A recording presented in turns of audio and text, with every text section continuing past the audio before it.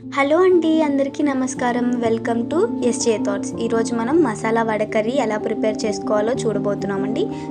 మసాలా వడ ఎలా ప్రిపేర్ చేసుకోవాలో మనం ఆల్రెడీ యూట్యూబ్ ఛానల్లో పెట్టున్నాము. ఆ లింక్ డిస్క్రిప్షన్లో ఇస్తానండి. ముందుగా మనము చింతపండు నానబెట్టుకోవాలి. ఇలా సన్నగా తరుక్కున్న ఎర్రగడ్డలు, టమోటాలు, కొంచెం కరివేపాకు తీసుకోవాలండి. ఇలా తెల్లగడ్డ రవ్వల్ని వలిచి పెట్టుకోవాలి. ఒక పాత్రలోకి కొంచెం ఆయిల్ వేసుకొని మనం చూపిస్తున్న పోపు దినుసులు అందులోకి వేసుకోవాలండి.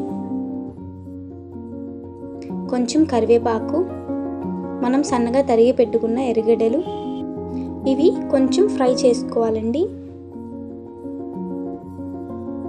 ఇప్పుడు ఇందులోకి తెల్లగడ్డ రవ్వలు వేసుకోవాలి. చాలా మంచి ఫ్లేవర్ వస్తుందండి తెల్లగడ్డ వేసుకోవడం వల్ల. అందులోకి టమోటా కూడా వేసేసుకున్నాం.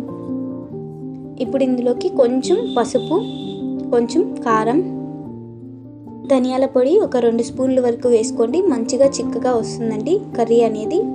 మనం ముందుగా నానబెట్టుకున్న చింతపండు రసం తీసి ఇందులోకి వేసుకోవాలండి. ఇందులో కొంచెం కల్లుప్పు వేసుకున్నాము.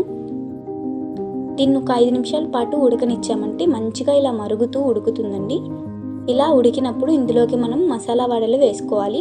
ఈ వీడియో లింక్ నేను డిస్క్రిప్షన్లో ఇస్తాను. మసాలా వడ ఎలా చేసుకోవాలో చాలా ఈజీ వేలో మనం ఎలా చేసుకోవాలనేది ముందు వీడియోలో పెట్టున్నామండి. దాన్ని చూసి మీరు ఫాలో అయిపోండి. కొంచెం కొత్తిమీర కనుక వేసుకున్నామంటే అంతే అండి, ఎంతో సింపుల్ అయిన వడ కర్రీ రెడీ అయిపోయినట్టే. చూస్తున్నారు కదా ఎంత చక్కగా ఉందో, చాలా బాగుంటుందండి. మీరు ఖచ్చితంగా ట్రై చేయండి. ఎలా ఉందో మాకు కమెంట్ చేయండి. ఇది రైస్లోకి అయితే చాలా టేస్టీగా ఉంటుందండి. మనం రీసెంట్గా ఇన్స్టాగ్రామ్ అకౌంట్ కూడా ఓపెన్ చేశామండి. Same name SJ thoughts. మీరు తప్పకుండా ఫాలో అవుతారు అనుకుంటున్నాను. థ్యాంక్ యూ ఫర్ వాచింగ్ అండి. Please to subscribe for more videos.